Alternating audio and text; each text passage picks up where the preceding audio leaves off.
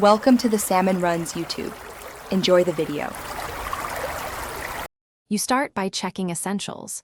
Ensure your device GPS is accurate and battery is above 50% because interruptions skew readings. Once done, open the speed zone feature and pick or draw the target zone you want to monitor. This is where limits apply. Make sure to enable alerts, visual, audio, and haptic, so you get notified in real time. This immediate setup gets you into the speed monitoring loop without delay and prevents false starts that waste time. Once the zone is active, you tune how it behaves. You set lower and upper thresholds in km/h or mph so the system knows what to flag, and then pick an alert delay and repeat interval to avoid constant buzzing. This balances sensitivity and annoyance.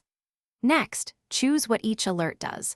Log the event for review, show a warning to the driver, or trigger automated mitigation if available. This configuration ensures the system matches your operational needs and safety priority. You now perform a live verification by driving through the zone at planned speeds to confirm alerts trigger correctly. Watch for timing and false positives.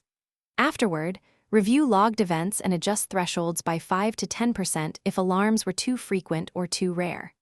If something goes wrong, first check GPS signal, app permissions, and that firmware or app updates are installed. Then reboot the device. This single troubleshooting step often resolves most failures and gets your speed zone reliable again.